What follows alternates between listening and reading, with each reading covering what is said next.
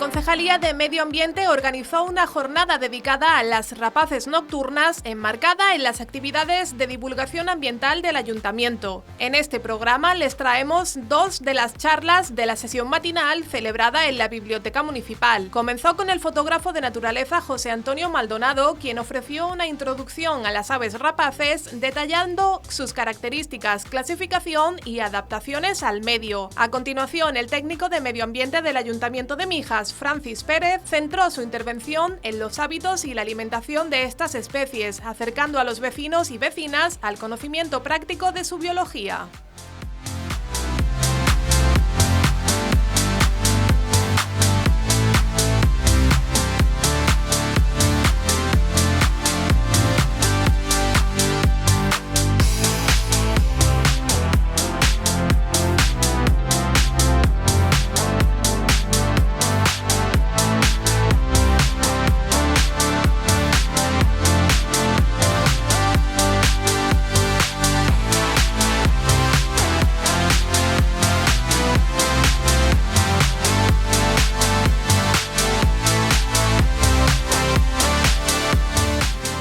Buenos días a todos y a todas. Yo soy, para los que no me conozcáis, Teresa Sánchez, la concejala de Medio Ambiente, Residuos, Caminos y otras hierbas del Ayuntamiento. Y nada, desde el área de Medio Ambiente estamos impulsando pues la declaración de Sierra de Mijas como parque natural, que ya se aprobó también en el Pleno del Ayuntamiento. Y para ese impulso pues también estamos organizando pues distintas actividades para dar a conocer al público en general pues los tesoros, como los llama José Antonio Maldonado, de nuestra sierra. En esa línea pues se han hecho ya varias actividades. El año pasado se hizo una exposición fotográfica de la mano de José Antonio, tanto de flora como de fauna y de los paisajes, y se han ido haciendo también distintas charlas en ese sentido para que la población en general, aparte de ir a la sierra a disfrutarla de ocio, de senderismo o de despeje, pues que sepa también pues que aparte de los pinos que ven, todo lo que alberga nuestra sierra, aparte de la masa de agua que está debajo, que es para también el Ayuntamiento una cuestión fundamental. Entonces estas jornadas, estas charlas que tenemos hoy, se enmarcan dentro de esas actividades de concienciación y de información de los tesoros de nuestra sierra, en este caso pues de las aves rapaces, de la mano de Aluco, de Antonio Zara, de José Antonio y de Francisco, que son los que os van a dar las charlas esta mañana, y a los que quiero agradecerles pues bueno su participación, su implicación y la ilusión que le han puesto. Y también pues bueno esta tarde con la jornada de senderismo de la ruta que vaya a tener también para interpretación, y bueno, quizás si lo hubiéramos pues puesto un par de fines de semana pues todavía sería más de noche cuando saliéramos, pero a lo mejor ya estaba lloviendo. En fin, es complicado siempre ajustar los horarios humanos a los horarios de la naturaleza, así que aún así pues decidimos plantearlas hoy y tener estas charlas que nos van a dar ellos esta mañana, y esta tarde pues esa ruta interpretativa. Así que nada más, espero que tengáis unas estupendas jornadas, que disfrutéis mucho. Se va a grabar en la televisión local para que también el resto de vecinos y vecinas pues puedan también verlo cuando quieran, y que estén estas charlas también en la página de YouTube del Ayuntamiento y que se puedan también consultar en cualquier momento a lo largo de mucho tiempo, porque sabéis que lo que se sube en internet pues ya se queda ahí. Así que nada más, espero que disfrutéis de la jornada y os dejo con ellos y empezamos el día. Pues como ha dicho Tere, mi nombre es Antonio, a mí me toca un poco la parte institucional de la asociación. Bueno, lo primero de todo quiero agradecer al Ayuntamiento la buena acogida que tuvo la propuesta que le hicimos, y bueno, siempre es un privilegio, ¿no?, dar este tipo de actividades en el pueblo de uno, y os presento al resto de componentes que van a dar la charla a lo largo del día. Tenemos a Sara Gutiérrez, no es que estaba pensando decirlo en orden. Sara Gutiérrez, que es técnico superior en gestión forestal, va a dar la charla de Cagrópila. Tenemos a Francis Pérez, hablará de ecología y alimentación, técnico de medio ambiente en el Ayuntamiento de Mijas. y he dejado el último a José Antonio Maldonado porque su charla va a ser la primera, entonces ya le doy paso directamente. También es técnico superior, fotógrafo de naturaleza y va a dar la parte de generalidades, ¿vale? Características básicas de las rapaces nocturnas y demás. Y bueno,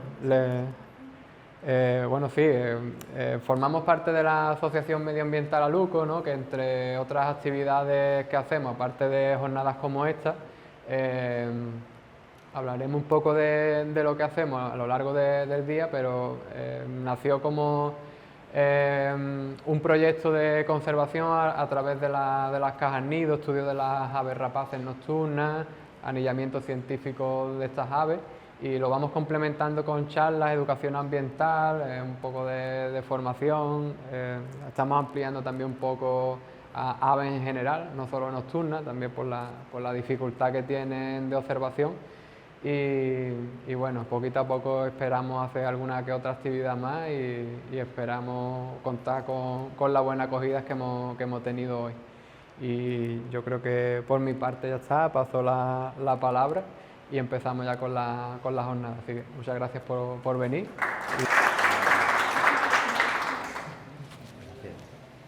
Bueno, buenos días a todas y a todos.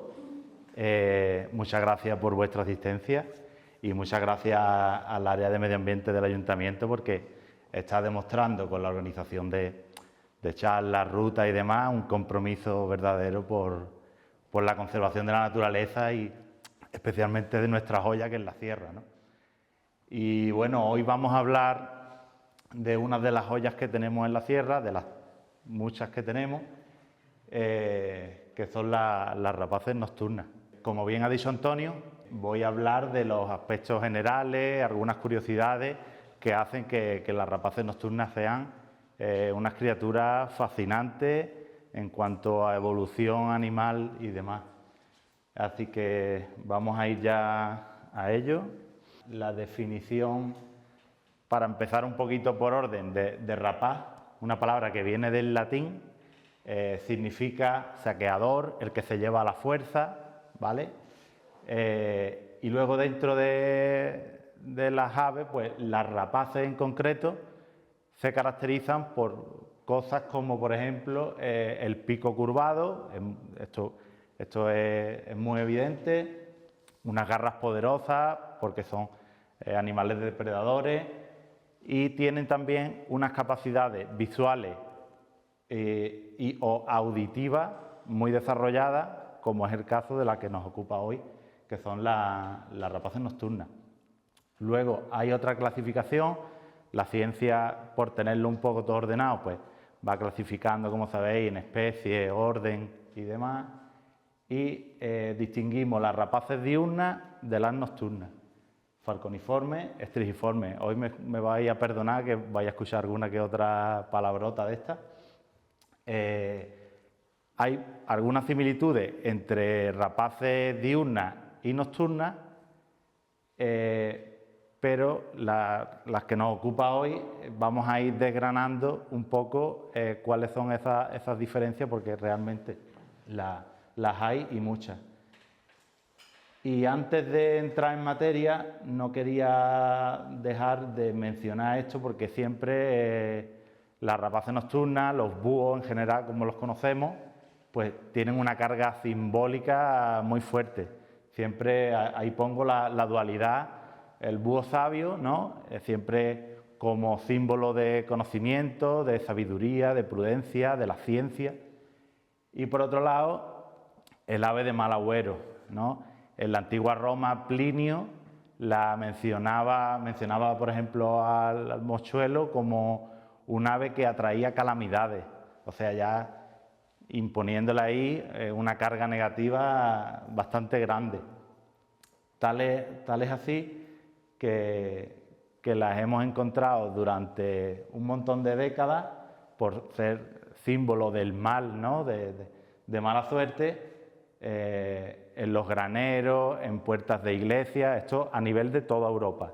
Imágenes como esta lechuza, esta triste imagen, clavada ahí en un poste, pues cuando un agricultor se encontraba una lechuza, una nidada o lo que sea en su establo, que fijaros, voy a dar muchos saltitos, la traducción al inglés de la lechuza es el búho de establo, ¿vale? Para que veáis también la conexión que tiene también muchas veces las aves con los humanos. Pues las clavaba en las puertas de los graneros, ¿no? Y decía, yo ya estoy aquí libre de los malos espíritus y demás. Muchas veces el desconocimiento ha producido de que haya un montón de aves que se les ha colgado un San Benito y eso ha ido pues, en detrimento de sus poblaciones.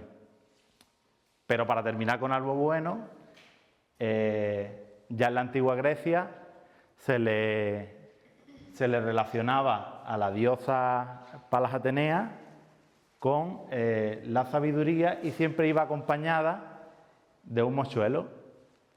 Tal fue la importancia que se le dio que a una de las monedas más importantes de la antigüedad, el tetradracma, se le puso por una cara de la moneda a Atenea, que la podéis buscar, que no, por no poner aquí tampoco tanta carderilla, ¿no?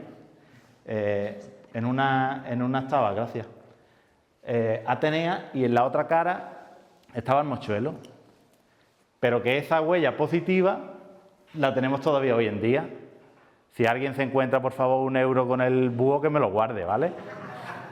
Así que hoy en día todavía, desde la antigua Grecia hasta ahora, podemos tener un mochuelo representado en nuestras monedas.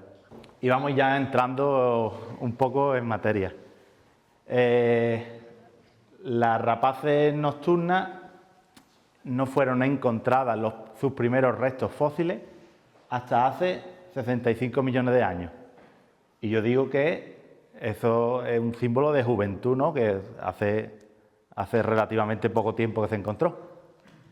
¿Por qué decimos esto? Porque los primeros restos de aves fósiles encontradas fueron hace 220 millones de años aproximadamente.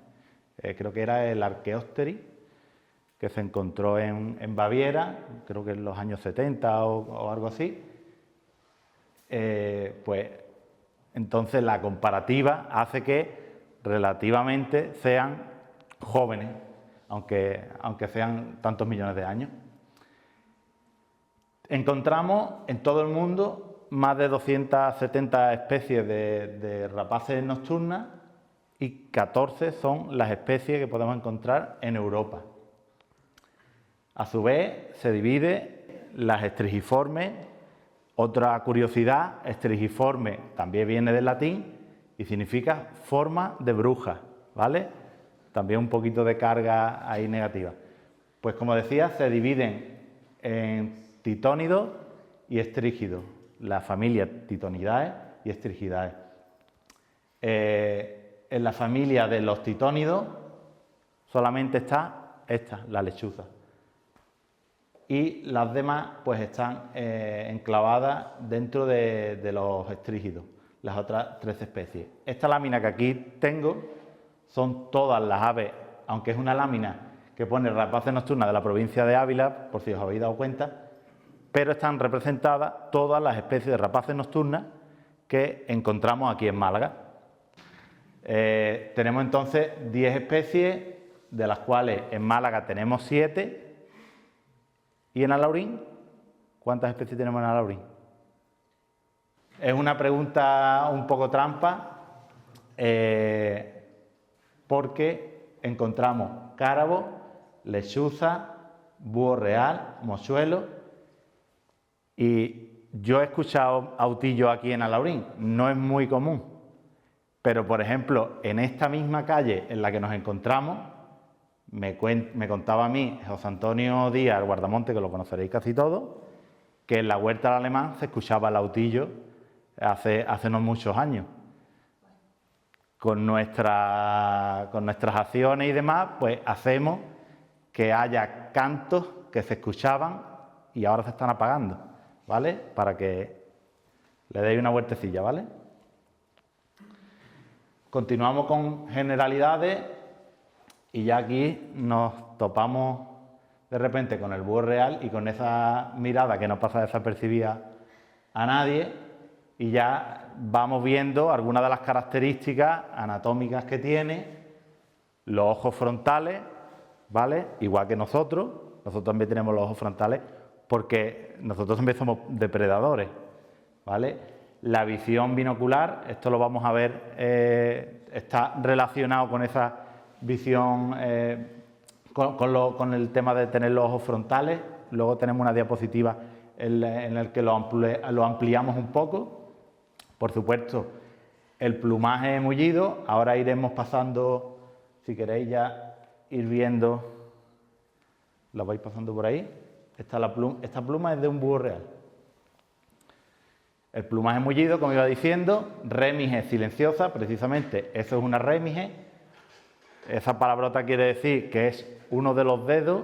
Si esto es un ala de un búho, es una de las que se llaman primarias, ¿vale?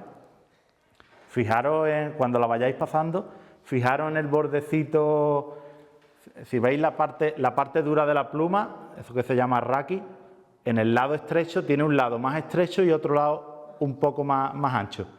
En el lado estrecho, fijaros en el borde que tiene una especie de peine, para que luego sirva cuando lleguemos a esa parte, ¿vale? Y por supuesto, una característica que a nadie le voy a descubrir nada, son los hábitos crepusculares, amanecer y atardecer, y por supuesto los que son puramente nocturnos. Esto es lo que os estaba comentando de la pluma, ¿vale? Si lo miráis en detalle, los que tengáis buenas gafas de cerca y eso, con cristales y sin cristales, pues vais a ver este borde desflecado que se llama, que es lo que hace que la pluma absorba el ruido, la fricción con el aire y la que le da la capacidad de ser silenciosa y no ser delatada ante sus presas, ¿vale? Por continuar un poco con el orden, siempre vamos a ver que hay una proporción de la cabeza con respecto al cuerpo, que eso nos pasa también a algunos, ¿vale? Desproporcionada. La cabeza bastante grande. Los ojos grandes, ya lo hemos visto antes. La cola, normalmente, mira, nos vamos a servir, que no lo hemos presentado y yo no quiero que se enfade. Aquí está Pedro, ¿vale?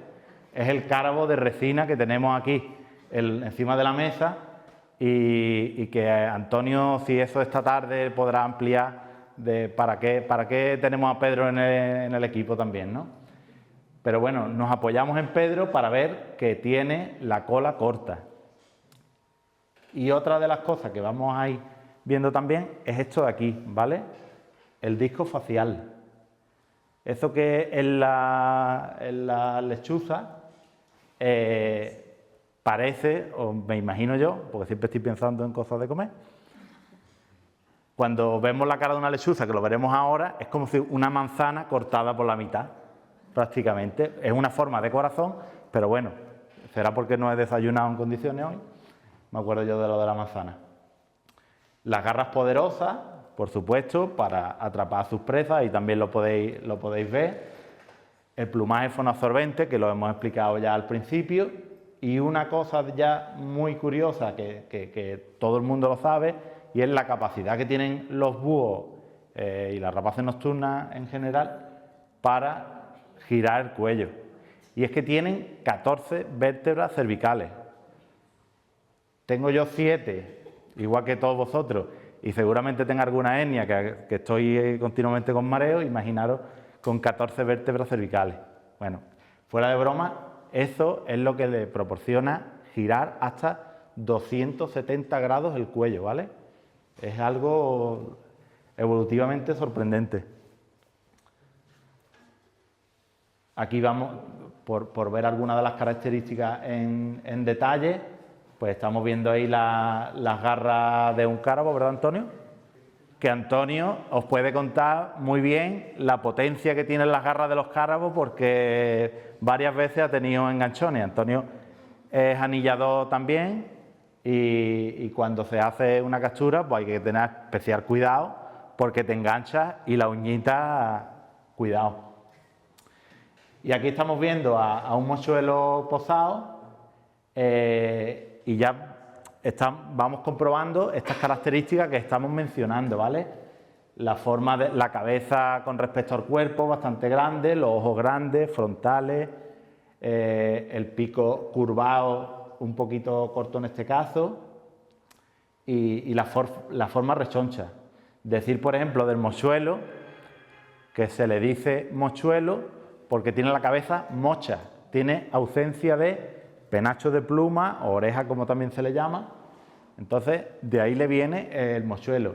Y rizando el rizo un poco también, este era, si recordáis, el que estaba representado en la moneda de Palas Ateneas. Pues el nombre científico en latín del mochuelo es Atene noctua, ¿vale? Todo tiene cierta relación. Bien, pues entramos de lleno en el plumaje, ya está pasando por ahí, esa es una rémige, si la cogéis y la comparáis, mira, lo voy a hacer yo aquí, más fácil, esto ya me habéis visto de hacerlo, muchas veces, la ruta y demás. Esta pluma es de una cigüeña, ¿vale? Una planeadora. Suena, ¿verdad? ¿Veis la diferencia, no? Y si la pongo en la posición en la que la tendría un búho, no suena prácticamente. Pues ya lo hemos visto antes por esto de también la pilosidad, el flequillo que tiene en el otro extremo. Las rectrices son las plumas, bueno, tenía la foto aquí. Estas son las rémiges, ¿vale? Las plumas de vuelo, las primarias, las secundarias, y estas son las rectrices, las plumas de la cola, las plumas que le valen de timón cuando van volando. Por ejemplo, esto es un cárabo. Los cárabos son una especie, ya luego lo explicará más en profundidad Francis, es una especie forestal que tiene que ir cazando en mitad de la espesura de los bosques, atravesando por donde hay ramas y demás, pues tiene que tener algo que le dé maniobrabilidad, algo que le haga girar en el aire y poder coger a las presas.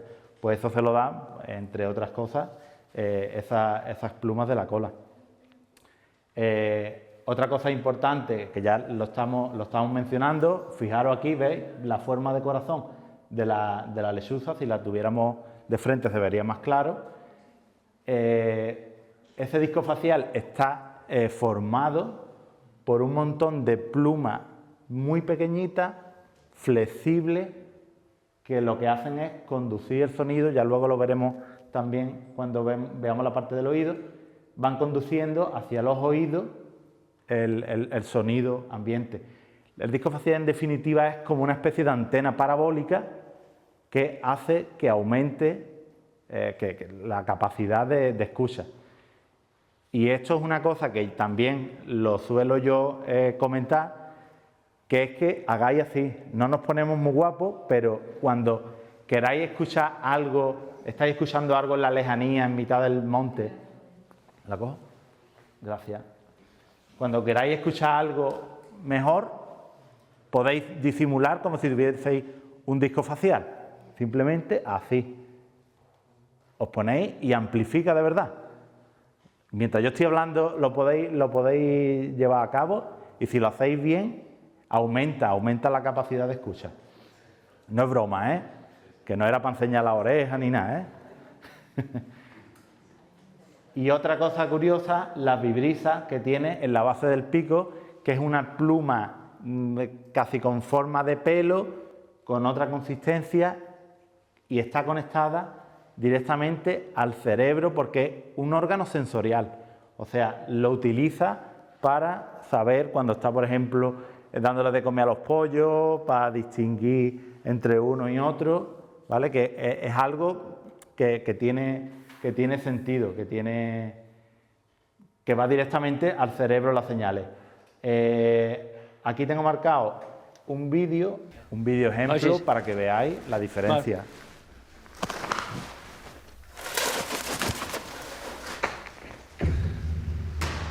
And now, it's Kenza's turn.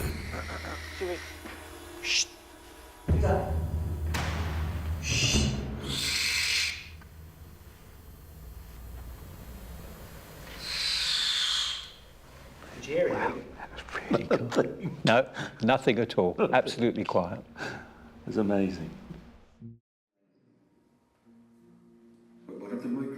Ya hemos visto la comparativa entre un halcón peregrino, una rapaz diurna, y ahora vamos a dejar la paloma por lo menos.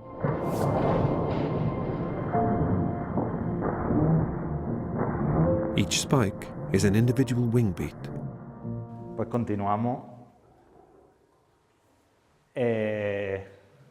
Otra cosa muy típica de las rapaces nocturnas, el plumaje crístico o mimético, ¿vale? La capacidad de camuflarse que tiene. Aquí podéis ver dos pollitos de autillo, que yo todavía no me explico ni cómo los encontré, porque estaba ahí en mitad de la espesura de las ramas, pero ahí está. Si no tuvieran los ojos abiertos, imaginaros para encontrar eso. O si fuera un adulto que está pegando al tronco, que el plumaje es totalmente igual que la corteza de un árbol, o un cárabo, que igual. Hay otra curiosidad, las variaciones de color que hay, sobre todo especialmente en autillo y en cárabo. Este cárabo es coíno, ¿vale? Una hembra de coín, fijaros la coloración tan rojiza que tiene, y luego encontramos otros ejemplares que son con unos tonos grises, ¿no? Hay esas dos, digamos, variaciones de color. Hay morfo gris y morfo rojo.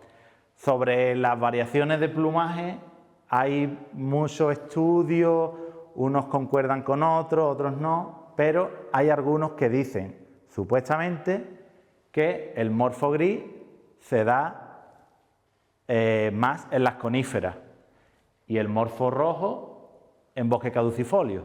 Pues bueno, aquí la amiga cáraba de Coín está en mitad de un pinar. O sea, eso ya, nada. Esa teoría la tenemos que desechar.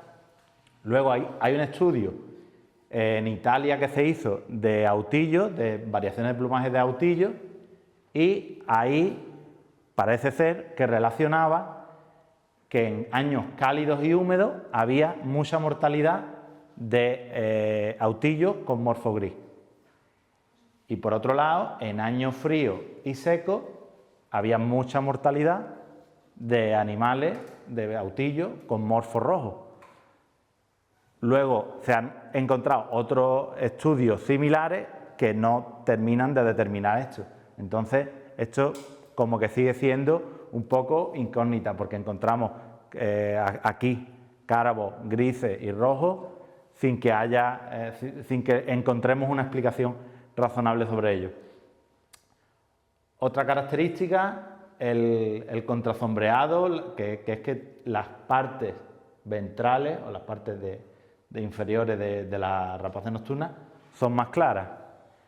Esto es parte de la estrategia de caza cuando las presas que están en el suelo ven a las rapaces por encima. Si fueran oscuras verían más la silueta. Entonces, con esto lo que consigue es eliminar el efecto 3D. En el caso, por ejemplo, de las lechuzas, cuando cazan en luna llena, la lechuza blanca que la hemos visto antes, lo que hace es que la luz refleja y atraviesa el plumaje, y lo que tiene que sentir un ratoncillo, un micromamífero, es como un fogonazo que llega de repente, no se le escucha, hay luna llena y llega la lechuza por encima y ¡plaf! Y ahí quedó. Y luego, por otra parte, otra de las particularidades del contrasombreado es que para producir un plumaje oscuro por debajo tendría que tener un gasto de recursos energéticos que sería a lo mejor un despilfarro también. Entonces se ahorra esa melanina y encima le vale para eliminar el efecto 3D, ¿vale? La egagrópila es una parte que va a desarrollar en profundidad Zara, pero para que vayáis ya tomando un poquito contacto con lo que es, ya estáis viendo algunos ejemplos ahí, es una bola de restos orgánicos que regurgitan las aves rapaces porque se tragan las presas enteras o gran parte de ellas, y las partes indigeribles, lo que no pueden deshacer los ácidos estomacales, pues simplemente los pulsa. Y ya no digo más porque si no le voy a pisar información y tengo que ir más rápido. Así que aquí tenéis algunos ejemplos, pero vamos, los vamos a ver mejor. Las garras, pues estamos viendo unos dedos robustos, las garras por supuesto para atrapar a las presas afiladas y puntiagudas. Antonio tiene las cicatrices por ahí, ¿no? También, Antonio es presa también de las rapaces nocturnas. Y una cosa muy curiosa, la cigodactilia, otra palabreja, o dedo reversible, ese ya un poquito mejor. Tienen 2 dedos fijos, tienen 4 dedos, ¿vale? Eso es importante, tienen 4 dedos, 2 dedos fijos hacia adelante, 1 fijo atrás, pero hay un tercer dedo que dicen, este lo vamos a dejar libre y dependiendo si es para posarse, para repartir mejor el peso en una rama o para cazar, pues ya lo pone hacia detrás o hacia adelante. Eso es lo que significa esa palabrota. El cráneo, como podemos comprobar, redondo, con un pico aguileño que supone el 30% del volumen. Este lo encontramos en una jornada de seguimiento y esto nos va a valer para cuando veamos la visión, ¿vale? Cuando yo diga los cartílagos de los ojos tubulares, para que lo tengáis en cuenta. Las filoplumas o vibrizas, que ya hablamos cuando estuvimos hablando del disco facial, que las tiene aquí en la base del pico y son órganos sensoriales, como ya comenté. También tienen algunas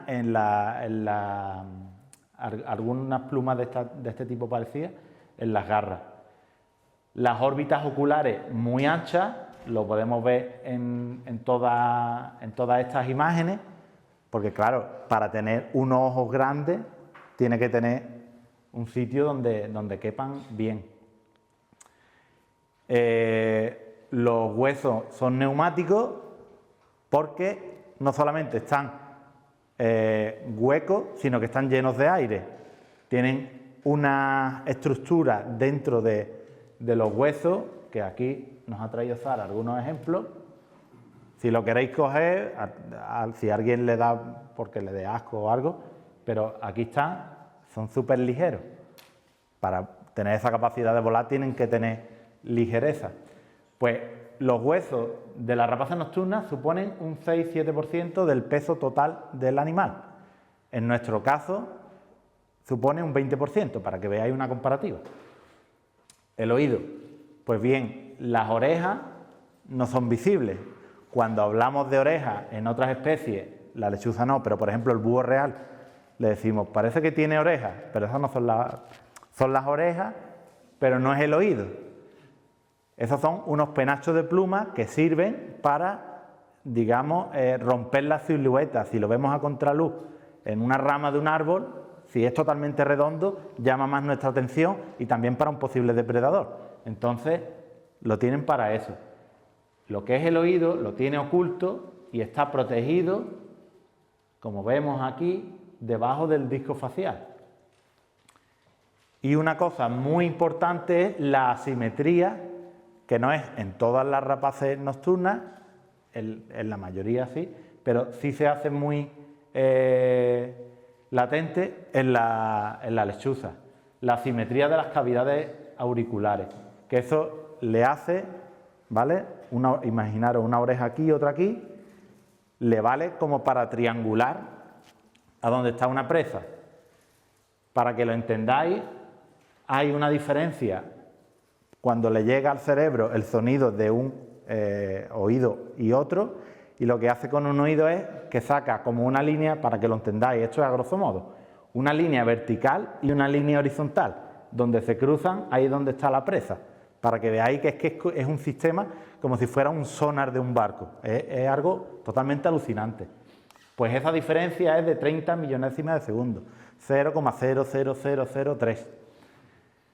La musculatura que tiene en el oído es muy reactiva, al más mínimo sonido agudo, tiene la capacidad de abrir el canal auditivo o cerrarlo para afinar y enfocar ese sonido.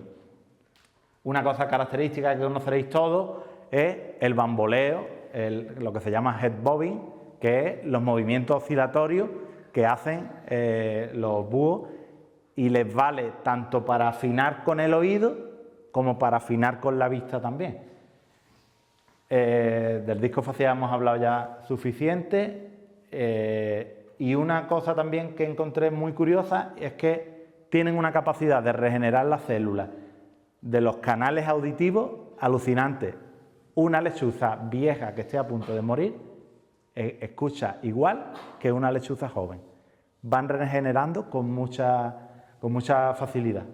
Está el oído siempre joven, porque es que es su herramienta, si no, no puede cazar. Visión, los ojos grandes son del 1 al 5% del peso total. La vista frontal, que ya hablamos antes de ella, pero sí puntualizar un poco el por qué nos ha llamado siempre la atención los búhos, y es por lo que se llama zoantropomorfia o cercanía emocional. Los vemos con los ojos tan grandes que tienen cierto parecido con nosotros, que es un animal que nunca ha pasado desapercibido. Entonces, para bien y para mal, pues los hemos tenido muy en cuenta. Como decía antes, ¿os acordáis la imagen que se veía una estructura que salía del cráneo? Pues eso es, digamos,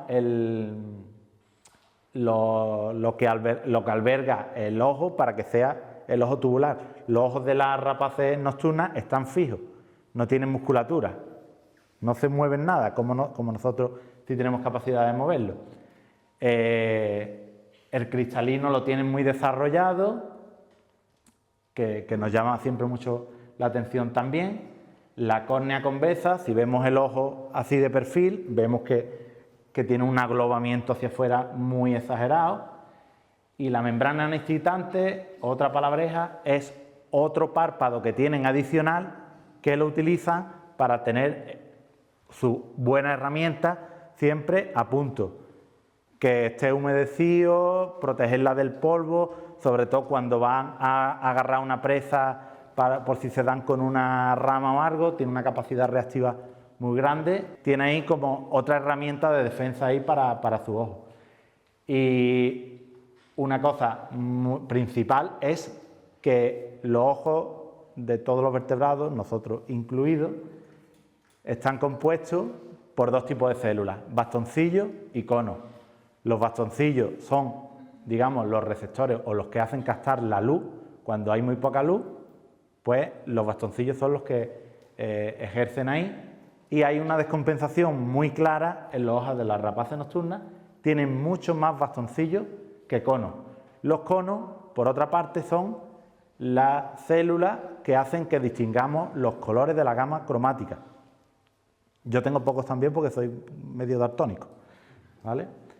No está totalmente demostrado de que las rapaces nocturnas vean en blanco y negro, pero tienen muy pocos conos en comparación con los bastoncillos.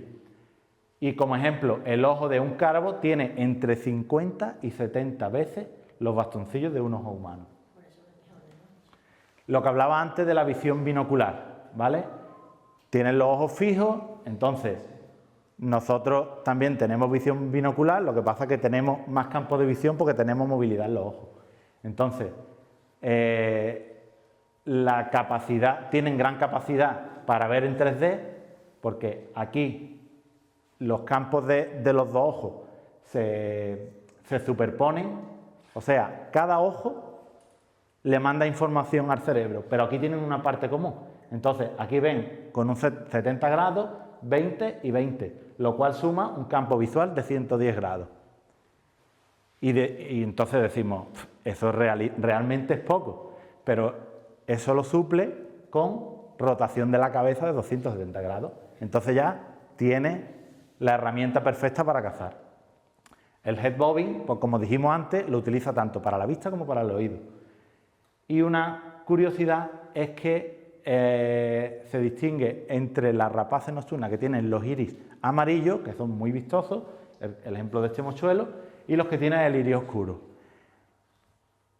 Los que son propiamente nocturnos, o sea, lechuza y cárabo, tienen los ojos oscuros. Y los que cazan tienen hábitos más diurnos, más crepusculares, por la mañana temprano, al atardecer. El búho real los tiene como anaranjados, porque también es, digamos, algo intermedio. Pues bien, se dice que los que tienen el iris amarillo tienen más capacidad para cazar en movimiento. Y los que tienen el iris oscuro es para poder esquivar los obstáculos que se encuentran en mitad de las masas boscosas. O sea, para detectar cosas que están estáticas. ¿Vale? Y llegamos al canto, una parte importante también, y en cierta manera esta tarde a lo que aspiramos es a intentar de escuchar algún canto, porque verlo es muy difícil, es casi imposible por el mimetismo que tiene y la capacidad de camuflarse. Pues bien, el canto, las rapaces y las aves en general no tienen laringe como nosotros, tienen la siringe, ¿vale? Aquí donde se bifurca la tráquea hacia los dos bronquios, este engrosamiento que vemos aquí, eso es la siringe, que jugando con el paso de aire es la que modula y cada especie pues tiene su canto característico, ¿vale? ¿Qué funciones tiene el canto? Pues alarma si viene un intruso, ya sea una persona, un competidor o algo así a tu territorio, pues las funciones de alarma. El cortejo, el ligoteo, ¿no? Oye, que estoy aquí, mira qué guapo estoy, en fin. Para defensa del territorio, para decir, oye, que estoy aquí, estoy sano y busco pareja, ¿vale? Contacto entre los miembros de una pareja dentro del territorio. Los pollos cuando están empezando a salir del nido y le están pidiendo comida a los padres, que les traiga alguna presa. El canto importante en los búhos se llama ululato, ulular, ¿vale? Y, por supuesto, es más frecuente que lo escuchemos en la época prenupcial, antes de criar, cuando están con el cortejo. Y curiosamente, bueno, no curiosamente, cuando tienen pollo, pues aminoran un poco, porque están más vulnerables, aminoran un poco el tema de la frecuencia de los cantos. El canto está influenciado pues, por condiciones meteorológicas, evidentemente no van a malgastar energía cantando cuando hay un día de viento muy fuerte, lluvia, nieve. Si hay otra especie de nocturna, pues imaginaos el cárabo que está cantando y de repente se le pone cerca un búho real que lo puede depredar. Dice, pues entonces me voy a abstener de cantar. Barreras acústicas. Normalmente siempre vemos a las rapaces nocturnas buscando puntos elevados desde los cuales su canto sea lo más eficiente posible y se reparta lo mejor posible. No es lo mismo ponerte detrás de un seto de ciprés que ponerte arriba, que ya desde ahí abarca y se reparte mejor. La contaminación acústica influye también. Incluso en entornos urbanos, los animales se ajustan a cantar cuando hay menos frecuencia de tráfico, pitidos y demás. Eso hay estudios que así lo testiguan. Y por supuesto el canto es una muestra de decir que estoy en muy buen estado de condición física o de salud. Un canto fuerte, repetitivo, regular, bum, bum, bum, bum, eso está diciendo que es un ejemplar muy sano y muy bueno para criar. Entonces, el que mejor cante es el que va a recibir la visita de la hembra para poder criar. Y aquí tenemos, con la ayuda del técnico de sonido, para que veáis las especies que podemos escuchar aquí en la provincia de Málaga. Están todas las de Málaga. ¿Sí? ¿La base en orden? Perfecto, entonces.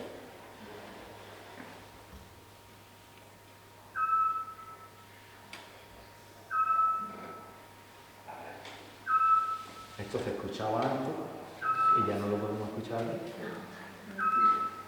En la zona de escuchar en zona cosas en la Alpujarra y eso, yo pues, visito mucho aquella zona y todavía por la noche es espectacular, está en silencio y escuchar el sonar ese.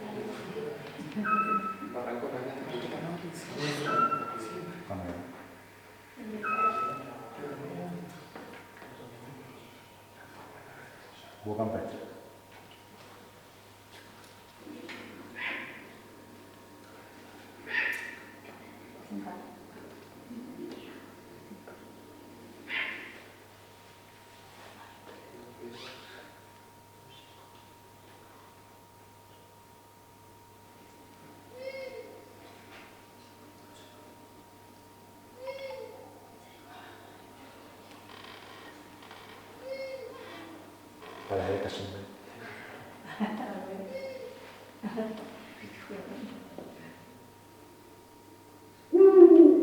Ojalá esta tarde pudiéramos. Yo le contesto.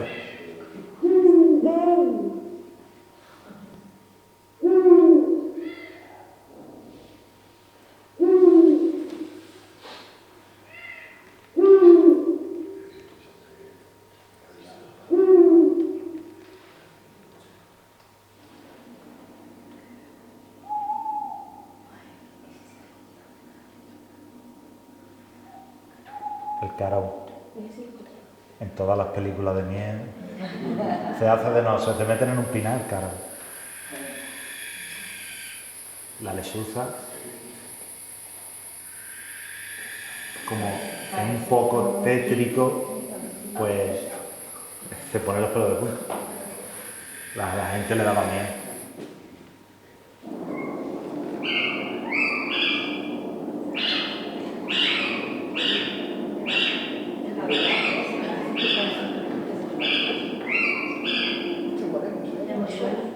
Sí, el mochuelo. ¿Mochuelo común hay aquí? Sí, bastante. ¿Y en la zona urbana? En zona urbana también se Puede, puede. es que se cante... Yo antes vivía en la carretera Cártama y se nos puso en el balcón, vaya. Me resulta haber escuchado... Sí. Es de los que tienen unas poblaciones, tienen sus problemillas, pero bueno. En cuanto a las técnicas de caza, pues usan percha o atalaya. Esta tarde lo podemos ver también en la ruta.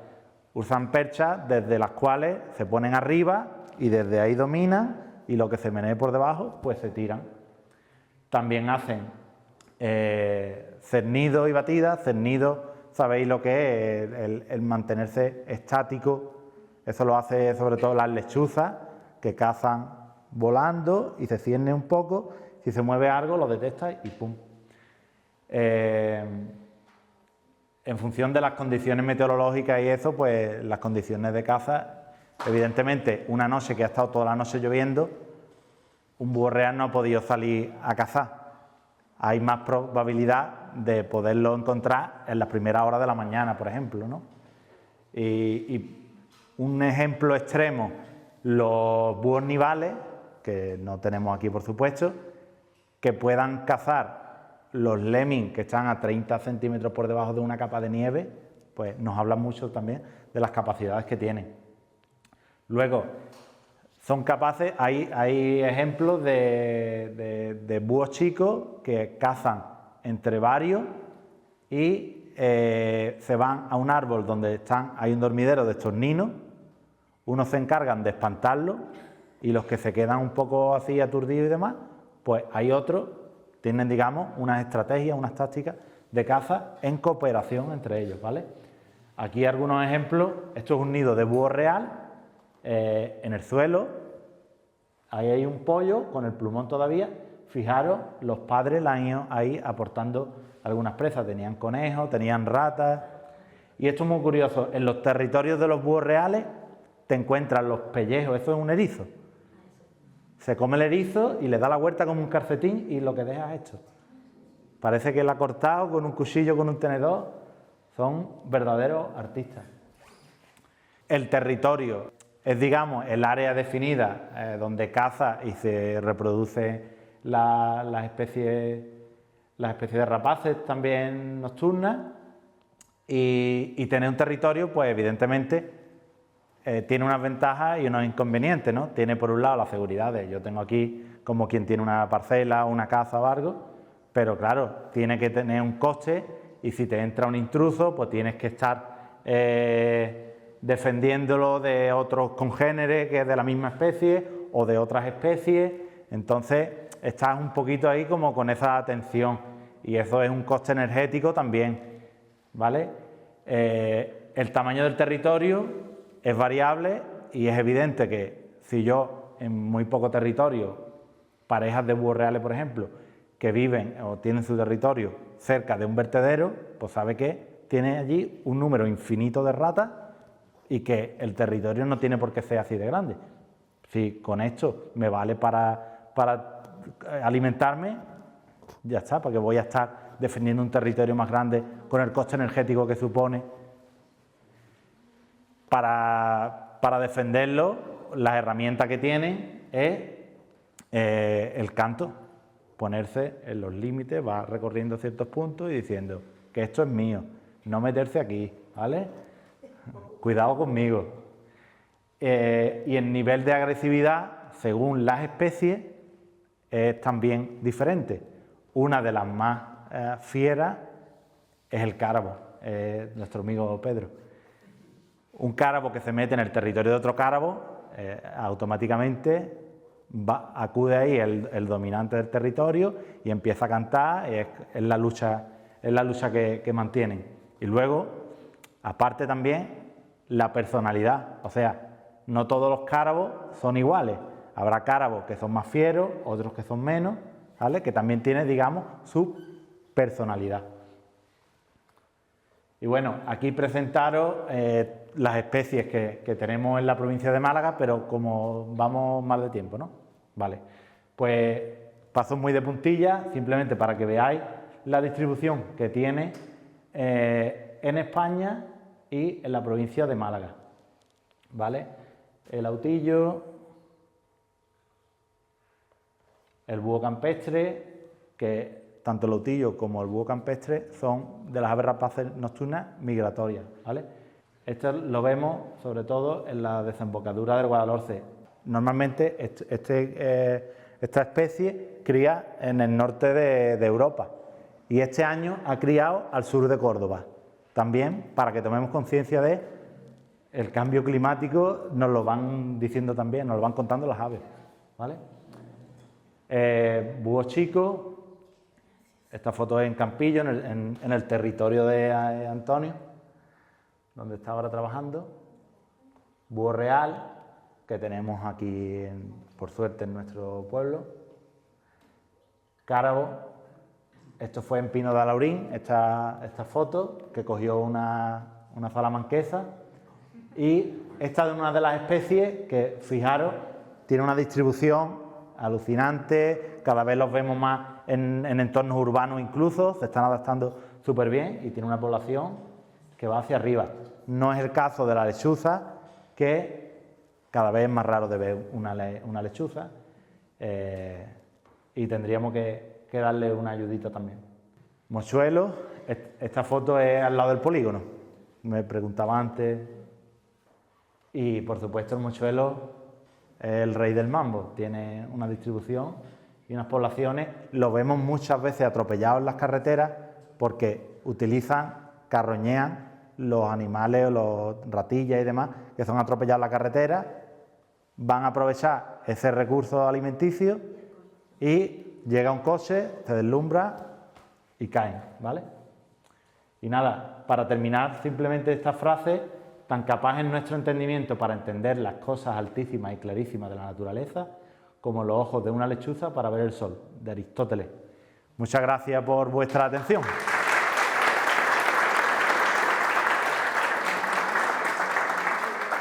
Ahora va a hablar de los ecosistemas, de los hábitats donde viven cada una de las especies y algunas generalidades también acerca de eso. Nos va a hablar Francis Pérez. Buenos días a todos y a todas. Mi nombre es Francis. Gracias al Ayuntamiento, en primer lugar, siempre, aunque ya lo hayan agradecido mis compañeros anteriores, siempre es bueno reiterar que este tipo de iniciativas se lleven a cabo y que sean apoyadas, ¿no? Bueno, en este caso me toca hablar pues, de los hábitats y alimentación de las rapaces nocturnas, ¿no? Restringiéndome sobre todo a la provincia de Málaga. Y bueno, me ha gustado poner esta fotografía que es desde el puerto de La Graja, en la Sierra de Mija, en la que se ve pues, parte del Valle de Guadalhorce, ¿no?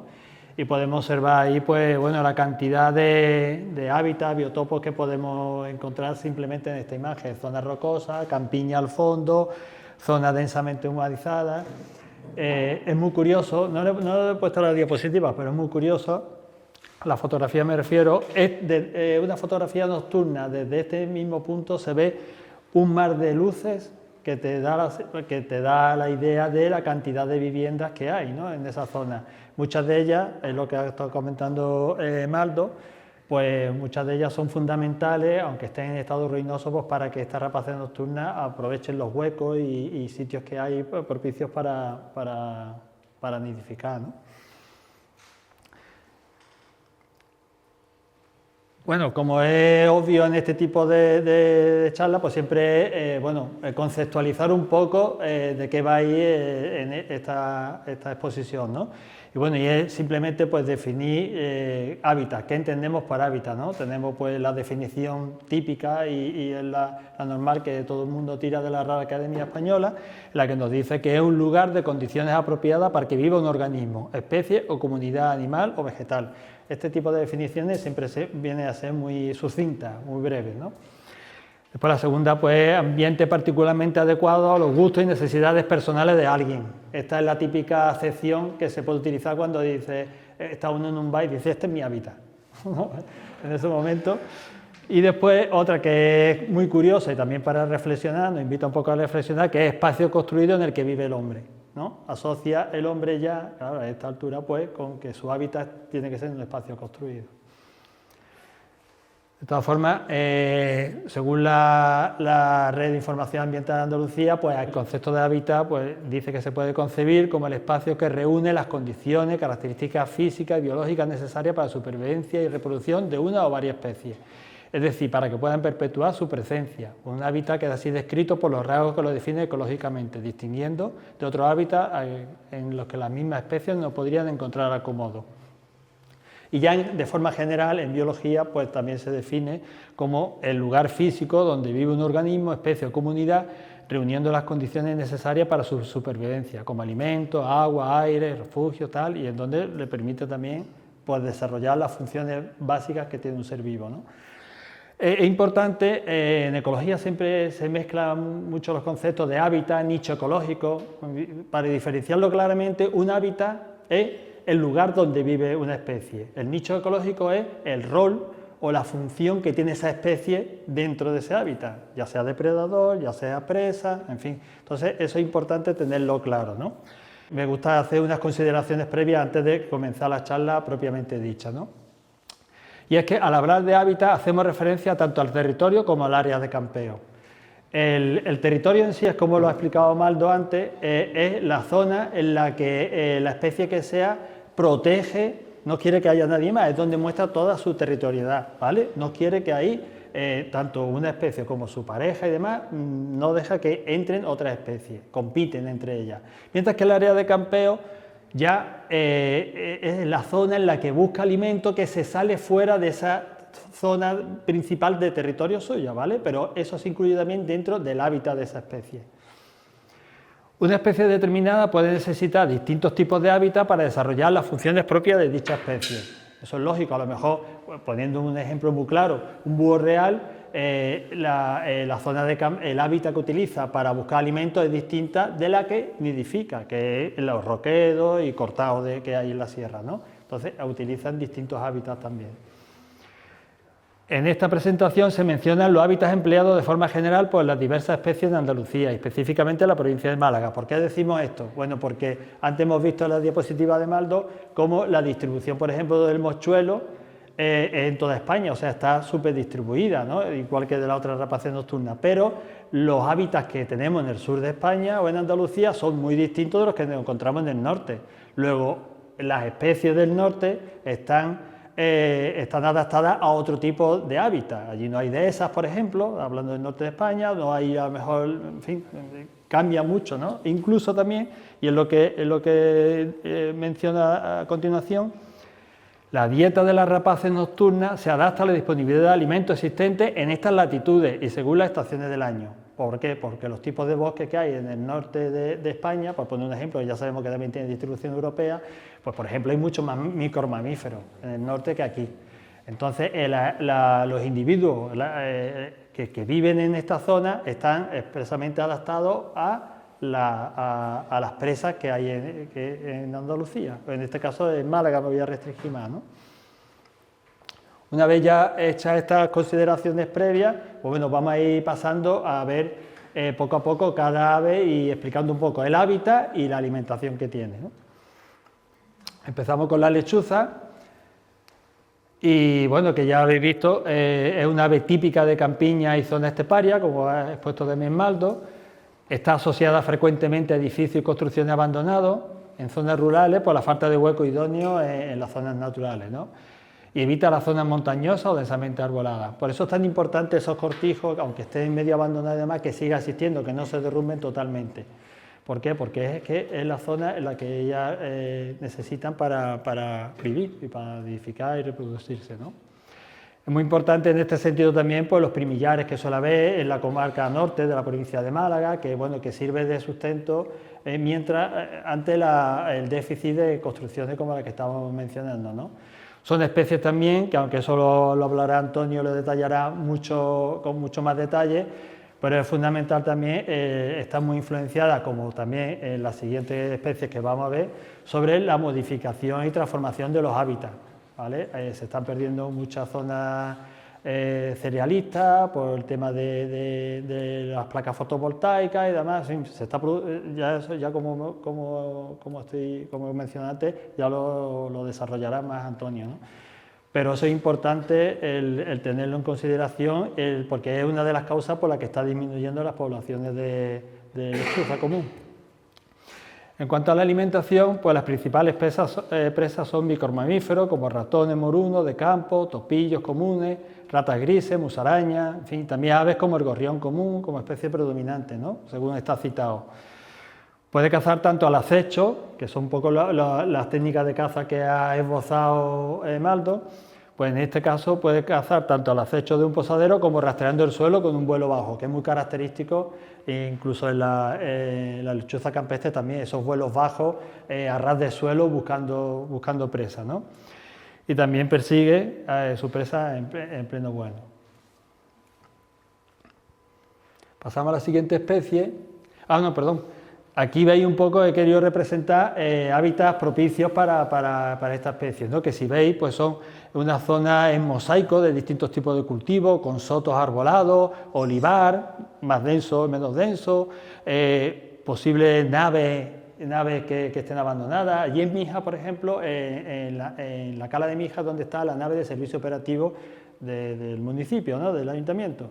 Bueno, pues allí durante años, ya es verdad que hace ya 6 o 7 años que no está, pero en la parte alta de la nave, una zona que estaba abandonada, ahí siempre había una pareja de lechuzas, ¿vale? Entonces, era consciente porque todo el mundo escuchaba, que volviendo un poco al tema, se asustaban, ¿no? Imaginaron por la mañana temprano, muchos operarios y eso, que escuchaban de pronto, que si fantasma, que si no sé qué, en fin, ya eso cada uno deja un poco su imaginación libre, pero claro, llamaba mucho la atención eso de que tú estabas en un sitio por la mañana temprano, que se incorpora más o menos a las 7:30 de la mañana, y escuchas, en fin, da un poco de yuyu, ¿no? Y bueno, y aquí veis también pues lo típico, un olivar de la comarca norte de los muchos que hay, ¿no? Es importante también mencionar, aunque ya reitero que Antonio lo mencionará también con más detalle, que ahora se están plantando muchos olivos pequeños, además no se dejan que crezcan mucho porque se hace la recogida mecanizada, claro, eso en el fondo es una transformación de hábitat también. Hay zonas cerealistas de campiña importantes que se están perdiendo por la proliferación de olivares, ¿no? Y además olivares que muchas veces no tienen el valor de los olivares ya antiguos, en el que existen huecos en sus troncos que facilitan que esta especie pueda nidificar, ¿no? Pasamos al mochuelo, que bueno, ya es súper conocido, como ha quedado de manifiesto, ¿no? Y bueno, es una ave típica también de campiña y muy vinculada a la zona humanizada, con uso agrícola y ganadero. Muestra predilección por mosaico de cereal olivar. Yo creo que todos conocemos el refranero popular. Cuando alguien quiere terminar una reunión, cada mochuelo a su olivo, ¿no? Sí, pues entonces eso es importante. Evita bosques densos, humedal y zonas de montaña, ¿vale? Aquí vamos a ir viendo un poco las diferencias entre las distintas rapaces nocturnas en cuanto a su distribución por los hábitats, ¿no? Alimentación, pues se apaña con lo poco y con lo que sea, ¿no? Es bastante generalista. Basa su dieta en invertebrados, aunque también consume lagartijas, pequeños paseriformes, micromamíferos, ¿no? Y sus modos habituales de caza es el acecho. Normalmente casi todo el mundo que ve un mochuelo está posado en lo alto de un poste o en este caso en unas tejas, en fin, siempre está ahí un poco alerta o en forma de descanso, ¿no? Desde un punto elevado, o bien la persecución directa en el suelo cuando son invertebrados, que es un poco lo que hemos mencionado antes, cuando ve carroña y demás, pues va al suelo y allí carroñea, pero también muchas veces está en el suelo y va buscando insectos, ¿no? Con respecto a la lechuza, es que se me ha venido ahora al decir que es muy típico verlo en los postes, pero es que antiguamente, si uno viajaba por Andalucía, viajaba por, no sé, de Córdoba aquí, era relativamente frecuente, no vamos a decir muy frecuente, pero era relativamente frecuente ver en las señales de tráfico una lechuza al lado de la carretera.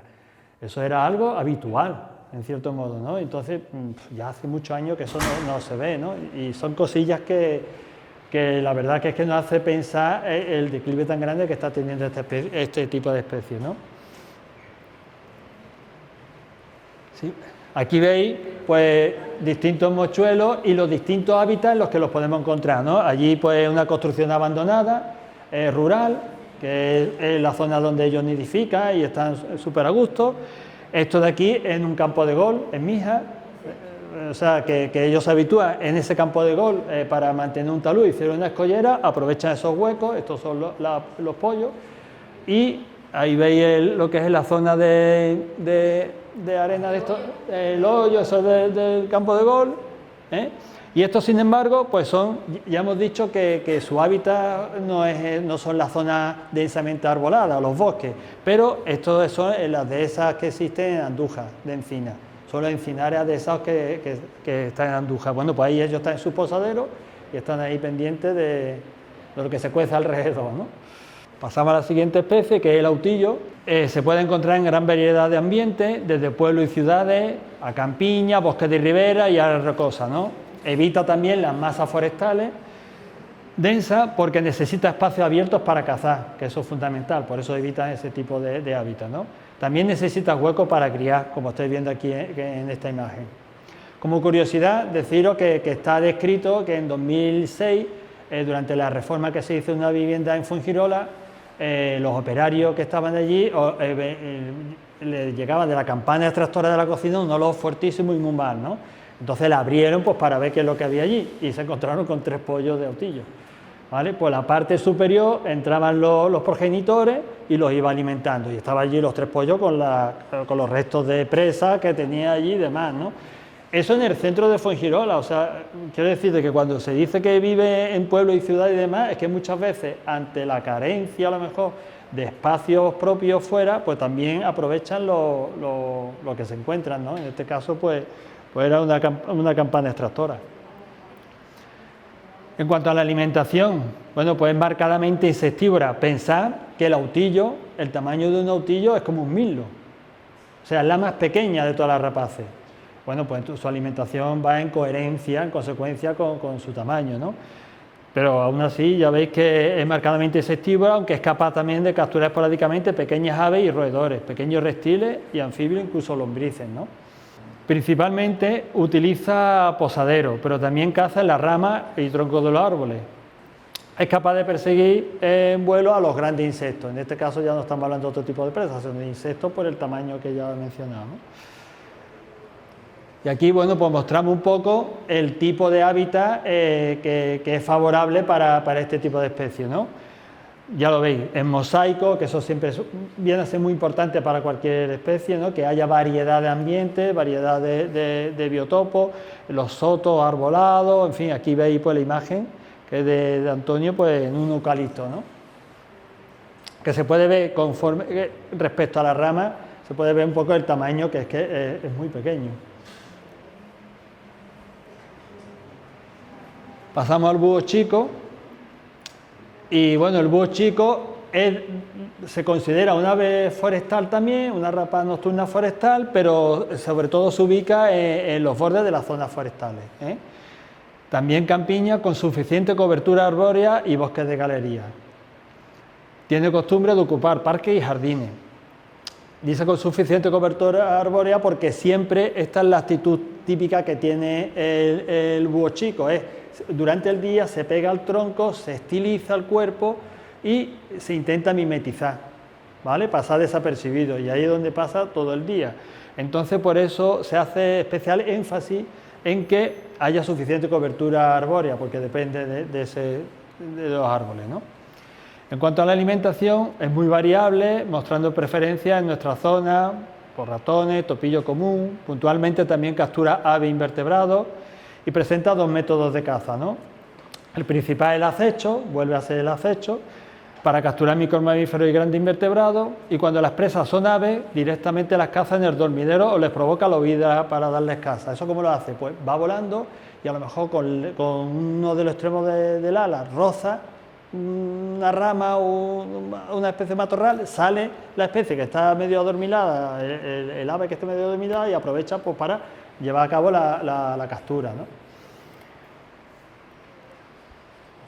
Esta es un ave que cada vez se está viendo más, si no me equivoco, se está viendo más en parques y jardines, de zonas sobre todo de pueblos de la comarca norte de la provincia, ¿no? Aquí veis un poco, voy a poner imagen, cómo se mimetiza, está ahí, vais a ver la distancia a la que está tomada esta imagen, porque desde aquí ya de cerca se ve bien, pero en este caso un falso pimentero, que estaba aislado en una zona rural, también en la comarca norte de la provincia, ¿no? Pero vamos, eso desde lejos no se ve, o sea, y esa es la actitud que tiene durante el día de espera, ¿no? Aquí tenemos a nuestro amigo el búho campestre, que a mí especialmente es una especie que me gusta bastante. Se diferencia con el resto de rapaces nocturnas en que su hábitat está ligado preferentemente a marismas o zonas húmedas, y bueno, sí, donde sus presas potenciales pueden ser abundantes, ¿no? En cuanto a la alimentación, pues está basada en micromamíferos, destacando el ratón moruno y el topillo. También captura aves como vivitas, lavanderas, gorriones. Empieza su actividad, esta es la rapaz nocturna que empieza la actividad de caza más tempranera, se puede decir. Dicen que a la puesta del sol, pero que incluso antes de ponerse el sol ya está en actividad, ¿vale? Y realiza vuelos bajos de exploración del suelo con un quiebro y picado cada vez que detecta una presa. También es capaz de capturar aves en vuelo. Es muy bonito verlo, o sea, en estas zonas húmedas, o zonas arrozales, y tú la ves volando y va a ras de suelo, y cuando intuye, no siempre tiene éxito en la caza, va volando y de pronto ves cómo hace un quiebro, ¡pum!, y ya, si ha cazado, sigue allí, y si no, pues otra vez vuela a su posadero buscando un poco, ¿no? Y esta es la actitud que tiene muchas veces durante el día, es decir, no es una especie como que hemos visto en la anterior, que se pone al lado de un tronco para pasar desapercibida, pasa desapercibida porque estáis viendo el color que tiene, con el arrozal seco, en fin, pero durante el día está a lo mejor posada en un sitio en medio de un arrozal que ya está abandonado, que ya ha terminado su producción, y ahí se espera los acontecimientos, ¿no? Aquí veis, pues eso, dos imágenes de los hábitats principales. Esta es la desembocadura del Guadalhorce, en el que, como ha dicho Maldo, pues bueno, hay inviernos en el que podemos encontrar hasta 4 parejas, o sea, hasta 4 individuos que vienen aquí porque están por migración, llegan a esta zona, la consideran idónea y ahí se quedan a pasar el invierno, pero otros años no. Otros años pasan de largo y no hay ninguno. Y esta zona de aquí, pues son arrozales de la janda. Que en la janda, pues yo creo que es más habitual verla que la desembocadura del Guadalhorce, ¿no? Hay más posibilidades de poderla ver. También os traigo un pequeño vídeo para que veáis un poco cómo se comporta en su hábitat, ¿no? Esto es un arrozal abandonado, está ahí en mitad de una pequeña piedra y aquí veis cómo está a la espera con la rotación de la cabeza que ya ha explicado Maldo. Se queda el cuerpo quieto pero la cabeza... ¿eh?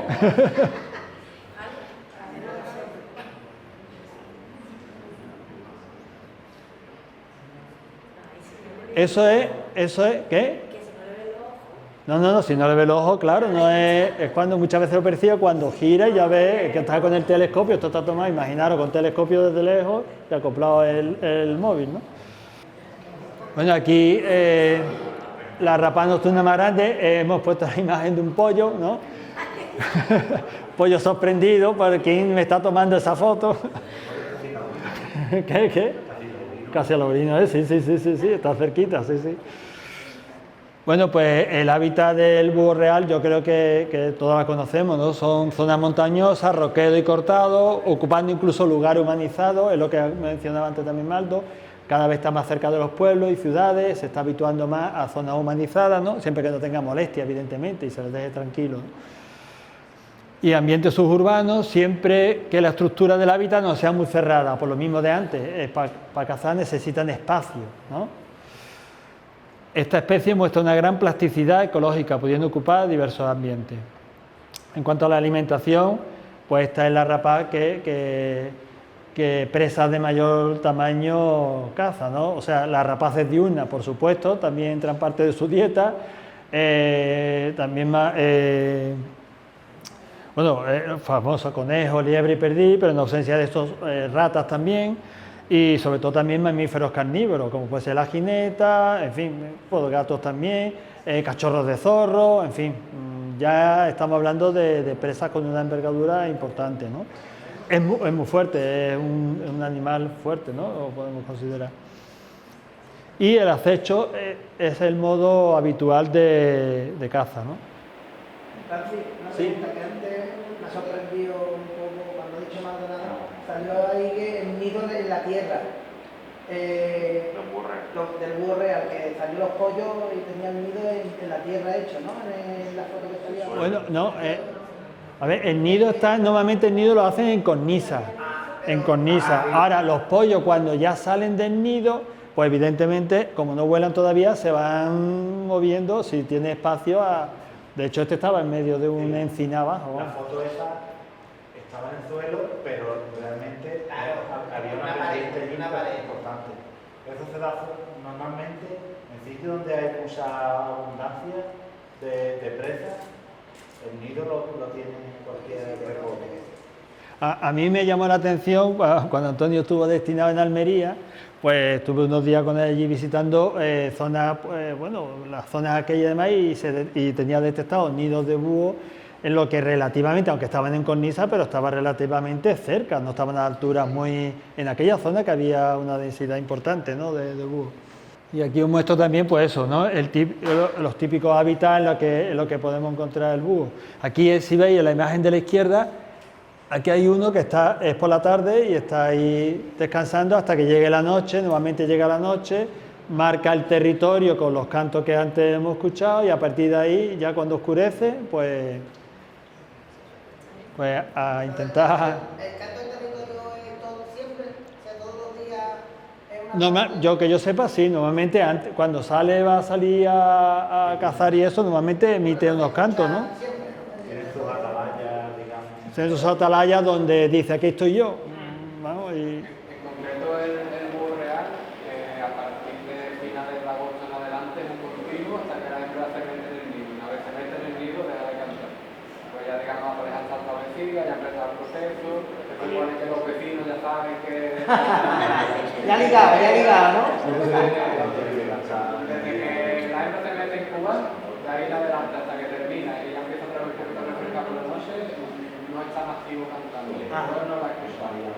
Entonces, ¿cuál es ese periodo, has dicho? Está más activo entre final de agosto o principio de septiembre hasta, depende, porque algunos en Navidad ya están metidos incubando, que es súper pronto.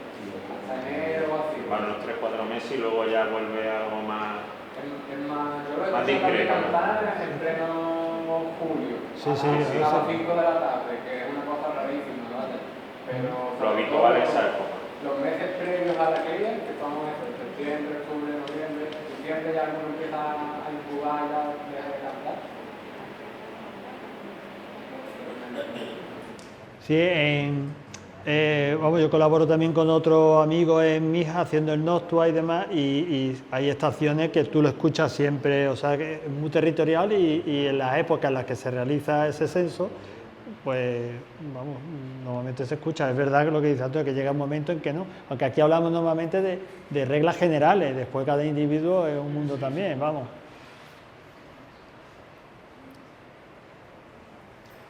Bueno, y aquí tenemos ya la especie que da nombre a la asociación, que fue la que nos unió, ¿no? Un poco, y es el carabo común, ¿no? Aquí veis también, bueno, la postura que tiene durante el día aprovechan huecos si tienen, y si no, pues se posan cerca de un árbol, al tronco de un árbol, ¿vale? Para pasar lo más desapercibido posible, ¿no?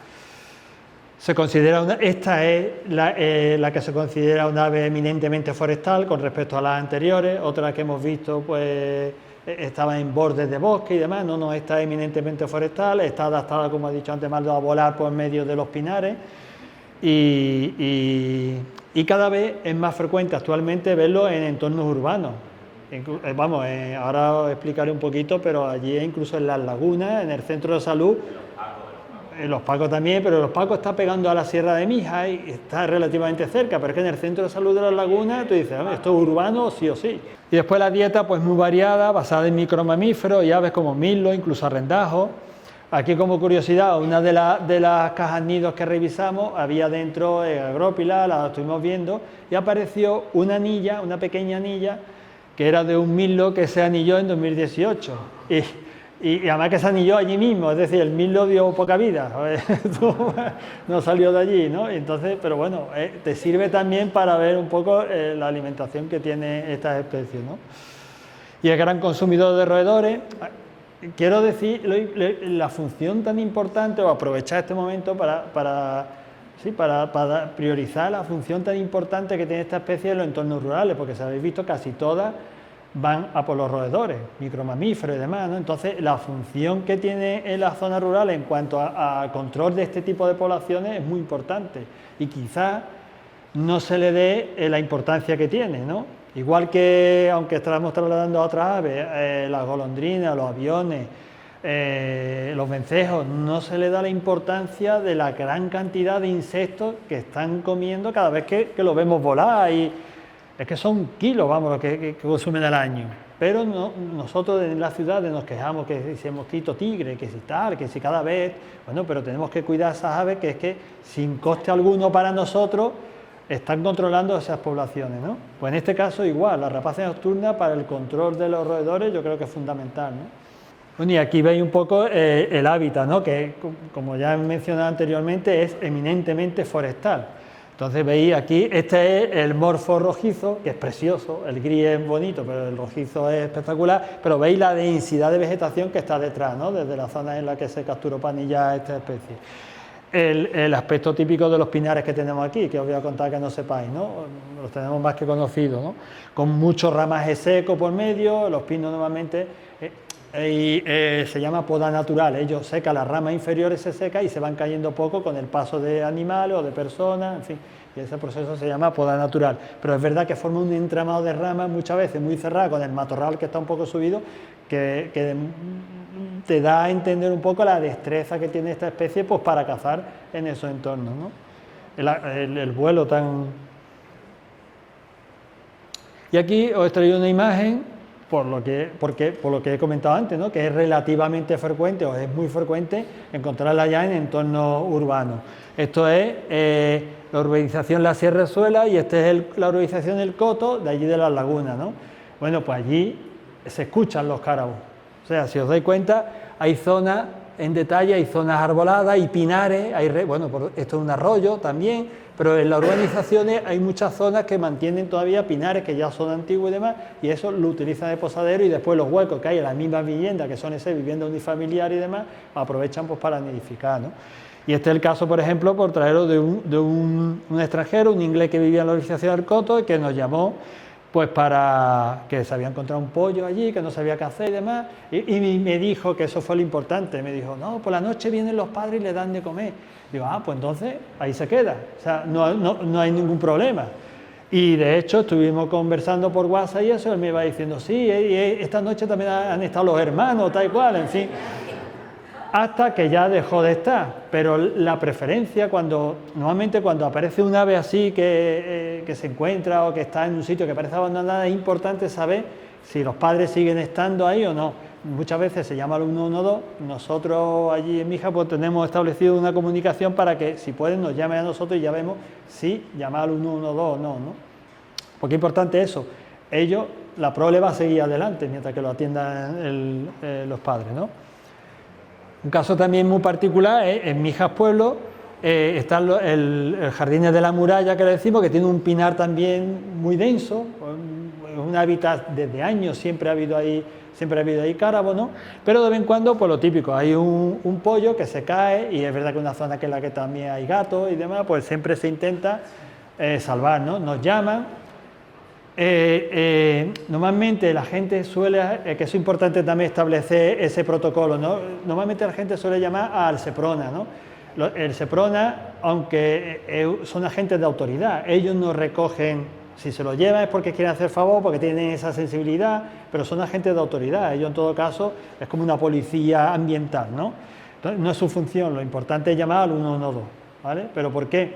Porque una vez que tú extraes el pollo de ese sitio, ya lo estás desvinculando de su entorno, ¿vale? Entonces, ¿qué hacemos nosotros? Pues cuando nos avisan, para quitar el peligro de depredación de gato y demás, pues vamos con una escalera y en la zona que intuimos que es donde está, pues vamos a poner el pollo allí y ya está, y le decimos normalmente hay un kiosco cerca, oye, si lo ve otra vez por aquí nos llama y otra vez lo subimos, ¿vale? Que no hay mayor problema. Pero es importante eso, fidelizar estos animales a la zona en la que han nacido. Y bueno, a modo de conclusión me he atrevido a hacer una especie de conclusiones o de ideas clave para que en el examen ese que os va a tocar después lo tengáis claro, ¿no? Y la primera idea son: las rapaces nocturnas presentan patrones de hábitat con ciertas similitudes, pero con sutiles diferencias, ¿no? Es relativamente frecuente la presencia en ambiente antrópico, quizás como consecuencia de la destrucción y transformación de hábitat, que también es lo que hemos mencionado antes, ¿no?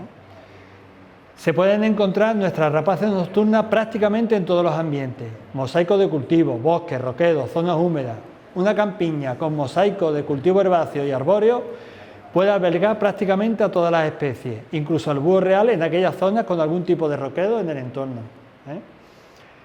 La alimentación es muy variable, basada en la disponibilidad de presas, es lo que al principio de la charla comentamos, ¿no? El acecho es el modo de caza habitual en la mayoría de las rapaces nocturnas. A veces necesitan distintos tipos de hábitat para construir sus nidos y para buscar alimentos, porque la distribución dependerá de la existencia de ambientes heterogéneos. Eso es importante incidir: cuanto más heterogéneo, más diverso sea un ambiente, para muchas especies eso es fundamental, ¿no? Para que haya mayor diversidad de especies. Y finalmente, pues cito un poco la bibliografía. Bueno, el libro este para mí es una referencia, de Rapaces Nocturnas y Chotacabra. Este está disponible en PDF, lo podéis descargar en la página web del programa Birding Málaga de la Diputación.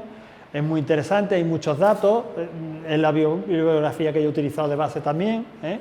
Después, bueno, ya que está aquí nuestro amigo Antonio, pues un artículo que apareció en el Kerkus sobre los búhos reales en la provincia de Almería, que siempre ayuda un poco a ampliar conocimiento y que es muy interesante también.